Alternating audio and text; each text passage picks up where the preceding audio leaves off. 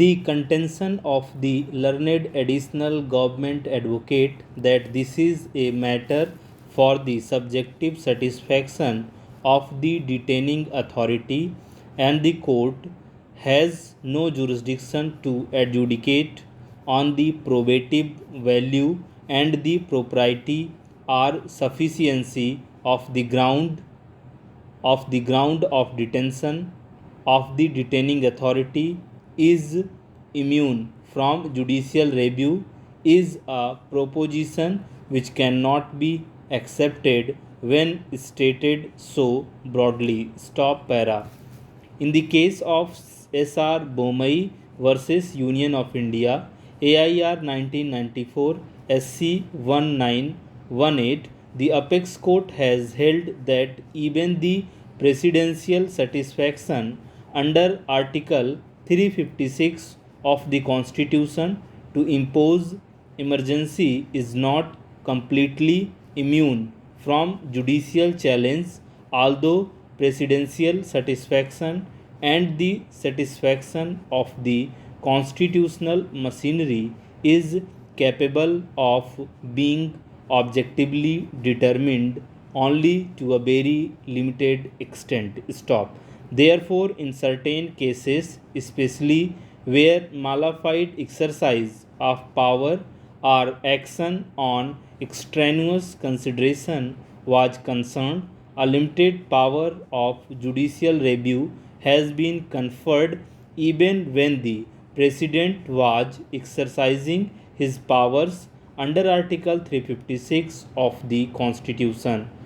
Stop. But as mentioned by Honorable K. Ramaswamy J. in paragraph 150 of S.R. Bomai's case, supra, the satisfaction of the President cannot be equated with the discretion conferred upon an administrative agency which can be tested on objective material to some extent. Stop.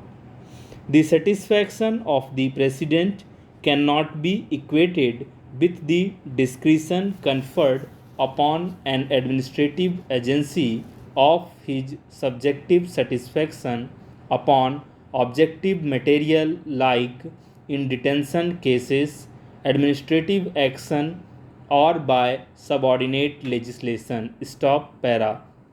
Thus, it is crystal clear that in detention cases, the subjective satisfaction is open to limited judicial scrutiny. Stop. Therefore, it would be wrong to contend that there is complete embargo on the powers of the court to look at the sufficiency of the ground from any perspective, although the probative value of the material adduced for inferring whether the detainee was engaged in a particular activity was a matter primarily for the satisfaction of the detaining authority, and the court could not evaluate it as it would have evaluated material on an appeal. Stop para.